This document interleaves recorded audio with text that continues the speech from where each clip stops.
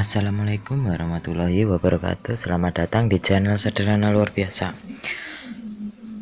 Di sini kita mau bikin roti baget ya. Roti baget ini bahan-bahannya yang saya sudah siapkan. Itu ada tepung baget. Jadi tepung khusus roti baget. Roti baget khasnya roti Eropa lah, terkenalnya itu roti Eropa. Itu yang saya tunjuk yeast, yang saya tunjuk tiga putih itu garam, sama tepung. Jadi perpaduannya itu tepung baget sama tepung biasa. Jadi ada tepungnya khusus ya. Ini video saya percepat karena sangat-sangat lama. Kurang lebih saya bikin video ini 40 menit ya, saya skip dan saya potong-potong nih. Jadi kurang lebih 20-an menit lah. Kita timbang airnya dulu. Untuk roti baget ini tidak menggunakan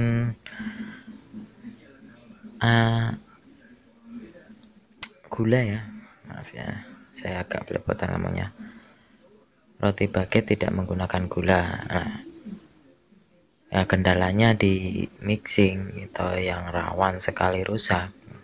Itu biasanya kalau roti yang tidak menggunakan gula sama sekali itu malah cenderung sulit kalis.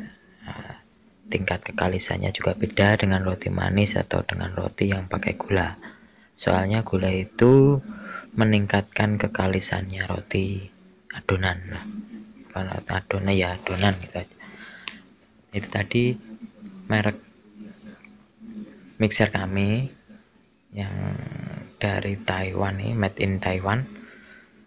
Saya rasa kalau made in Taiwan tuh produknya bagus-bagus. Kalau untuk produk alat-alat roti ya, itu tadi mereknya Minipan ya.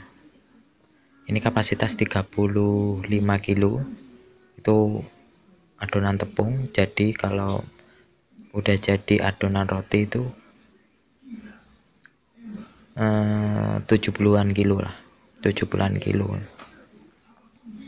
Itu saya menimbang minyak sama mentega ya. Seperti itu. Menteganya sangat sedikit sekali, saya mixer 2 kilo ini. 2 kilo resep atau intinya 2 kilo lah, 2 resep. Tepungnya total tepung baget sama tepung cakra kembar atau intinya tepung terigunya itu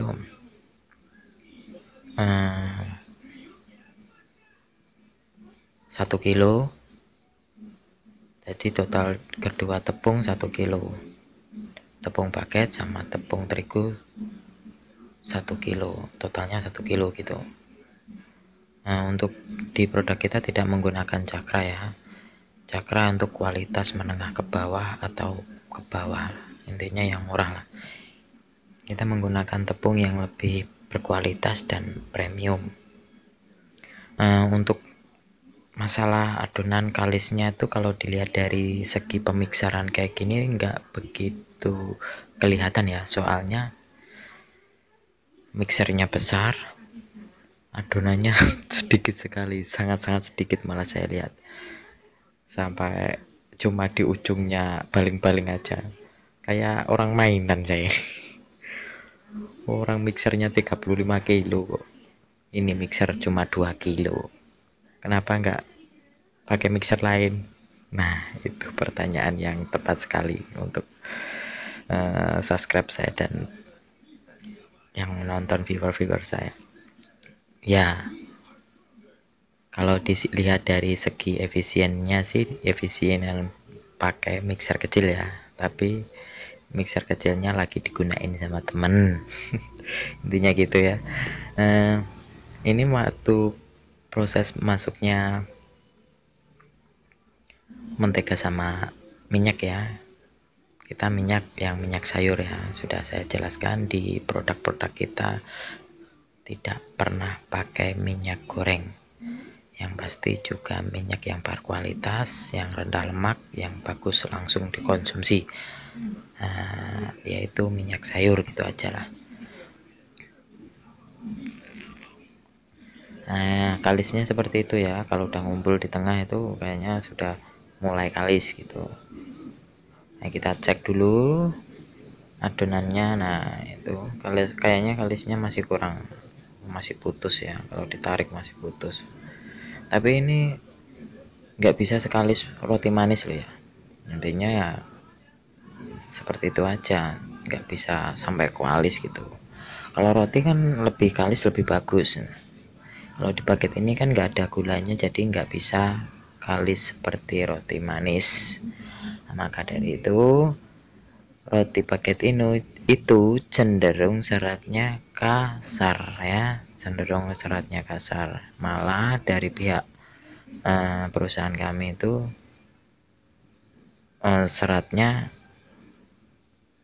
rata-rata kasar lah, intinya tuh nggak diharuskan harus lembut, enggak, masalahnya itu tadi nggak ada gulanya, dia nggak bisa nuntut untuk roti paket ini harus seratnya bagus lembut tuh, nggak bisa nuntut gitu, soalnya dia nggak pakai gula sama sekali ya. Nah, itu untuk loyangnya ini loyang saneng ya, untuk loyangnya loyang saneng ya, khusus untuk roti paket. Dia melengkung gitu ya, modelnya kayak gitulah. Nah, sambil dilihat sendiri, dan dia ada lubang-lubangnya, jadi bedaan lah, khusus lah loyangnya tuh, loyang paket, khusus loyang ke paket. Nah, tingkat kekalisannya seperti itu ya, sambil dilihat. Nah, ini untuk mixernya ini bisa bolak-balik ya, bowlnya arah putarannya itu bisa dibolak-balik, bisa ke kanan dan bisa ke kiri, tapi baling-balingnya tetap muternya. Nah, itu kalis kayaknya, dan tuh jadi kalau sudah terbiasa megang adonan tuh, adonan kalis atau enggak tuh sudah tahu, soalnya tingkat kelembutannya, tingkat kekalisannya itu kalau dipegang gitu terasa gitu loh. Kalau orang awam sih susah juga ya, harus dilebarin sampai selebar mungkin, sampai seberapa kalisnya gitu. Kalau yang baru-baru ya lebih baik gitu. Kalau yang baru ya, kalau sudah ahli ya cukup dipegang aja. Biasanya kalau sudah ahli-ahli itu biasanya cuma dipegang aja adonan, sudah tahu dia kalis atau enggaknya tuh sudah tahu dia. Untuk para yang sudah senior-senior dan sudah mahir-mahir tuh pasti tahu, cukup dipegang aja sudah tahu. Nah, setiap adonan baget ini mempunyai ciri khas masing-masing ya. Biasanya di tempat bakery lain tuh dia juga mempunyai ciri khas masing-masing. Contohnya tuh dia baget tuh ada yang cenderung asin, ada yang cenderung asin gurih, ada yang cenderung ke gurihnya aja. Nah, kalau di kita ini cenderung di gurih sama gimana ya, roti itu agak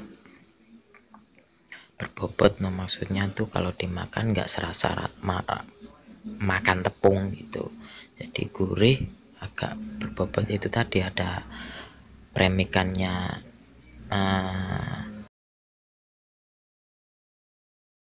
ada premikannya bagetnya itu sendiri ya. Di situ naik, kalau metodenya sama dengan manis prosesnya tuh. Habis naik mixer diamin, habis didiamin kurang lebih 5 menit 10 menit baru ditimbang, habis itu didiamin lagi. Kalau yang kedua istirahatnya agak lama ya, soalnya itu tadi biar kalisnya nambah atau proses pembentukannya juga lebih enak. Itu tadi video sudah saya skip soalnya sangat lama sekali untuk menunggu itu, saya paling membosankan, jadi saya potong-potong gitu aja. Nah, ini waktu pembulatannya seperti itu ya. Untuk adonan besar tuh bulatannya seperti itu. Nah, saya percepat biar tidak membosankan juga. Adonannya besar, ini timbangannya 350, untuk satu rotinya itu timbangan 350. Untuk adonan baget ini malah cenderung ke warnanya tuh agak kekuning-kuningan ya, karena ada campurannya tepung baget itu sendiri. Dia tidak bisa putih kayak maksudnya tuh putih gitu loh, nggak bisa, soalnya ada tepungnya itu ada warnanya kecoklat-coklatan, jadi dia nggak bisa warnanya putih, nggak bisa. Istirahat yang kedua ini ditutup plastik ya, biar nggak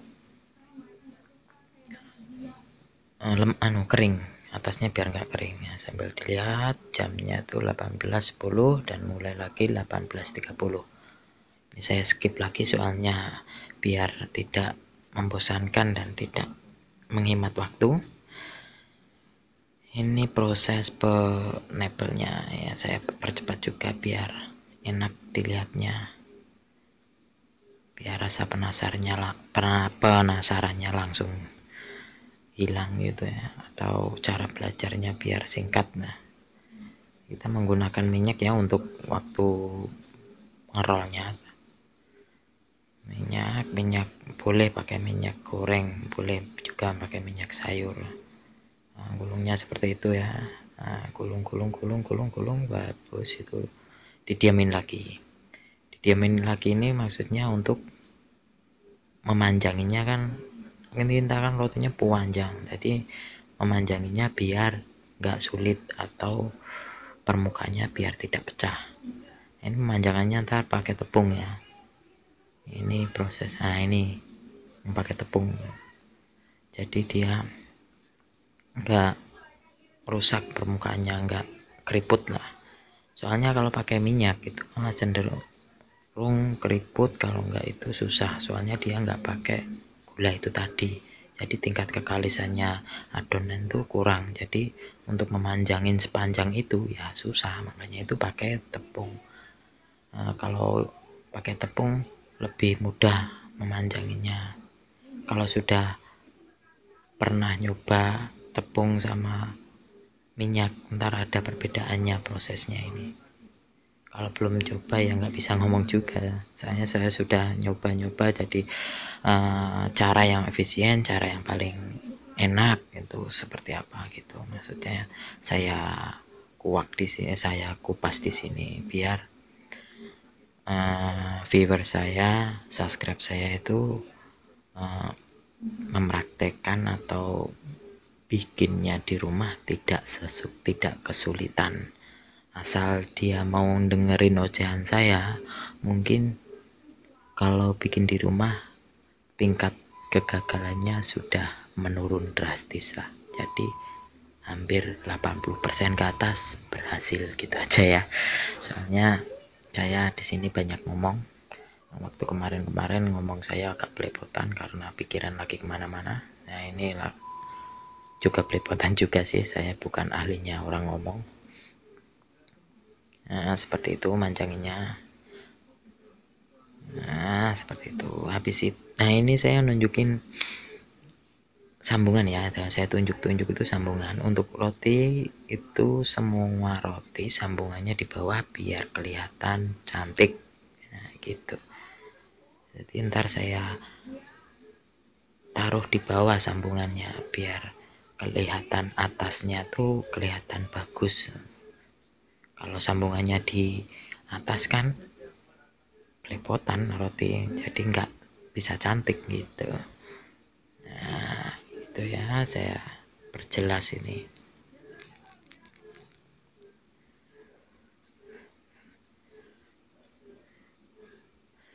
Nah ini sebelum ini kan baget kita ada dua jenis, yang satu baget, yang dua baget sesam.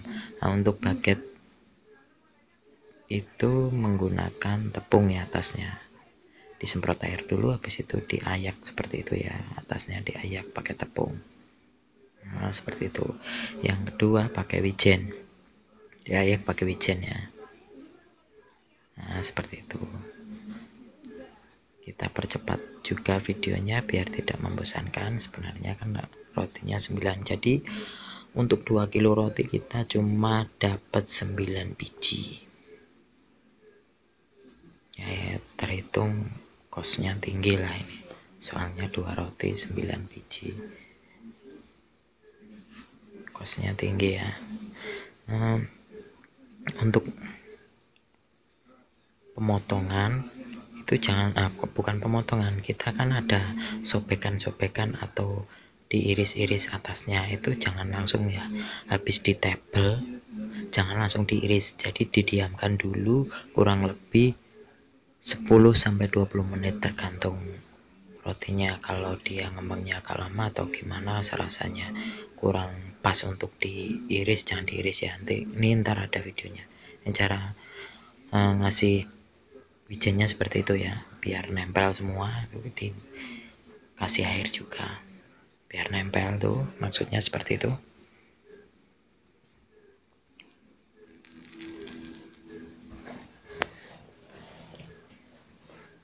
Ya, saya perjelas videonya biar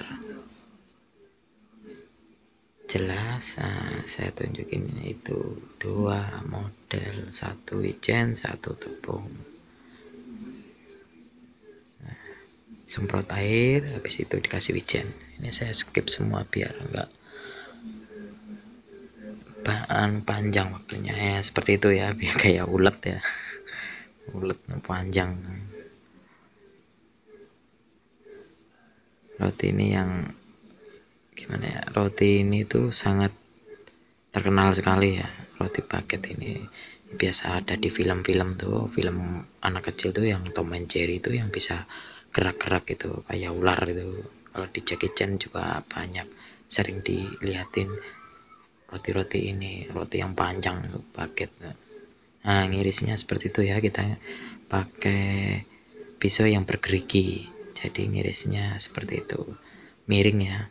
Ini sudah saya diamkan kurang lebih 20 menit, jadi dia agak ngembang ya, beda sama yang tadi.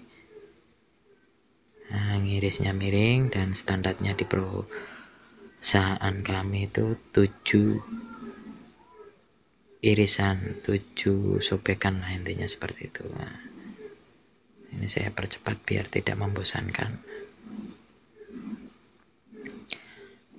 Nah, habis itu di proving ya. Ini sudah di provingnya kurang lebih 2 jam, tinggal pemakaian yeastnya aja. Untuk proving kan kemarin, untuk proses ngembangnya kan kemarin sudah saya kasih tahu ya. Proses ngembangnya yeast itu kan tergantung pemakaian proses ngembangnya roti itu tergantung pemakaian yeast atau ragi. Nah, kita masukin semua rotinya. Ini kurang lebih 2 jam. Nah, kita pakai oven conveyor ya, oven yang sudah saya jelaskan di video-video sebelumnya. Nah, ya, timernya 15 menit, suhunya 120 untuk suhu awal. Ini karena saya potong-potong, suhu awal 120, suhu yang kedua 150 untuk pakai oven yang conveyor ini. Kalau oven biasa juga bisa, tapi untuk masalah suhu ya disesuaikan kebutuhan aja, jangan lupa dihentakin ya, seperti itu. Nah, ini hasilnya bagus, cantik ya. Jadi kita bikinnya tuh puas gitu. Kalau bikin roti cantik-cantik tuh puas, hasilnya mantul, mantap betul. Nah, saya perlihatkan sekali lagi, ini hasilnya akhirnya. Mantap, lurus ya, diusahakan seperti itu, jangan belok-belok, jangan yang tengah ngembung ke besar atau yang ada yang kecil gitu ya. Terima kasih sudah menonton. Jangan lupa like dan subscribe-nya. Waalaikumsalam warahmatullahi wabarakatuh. Selamat mencoba.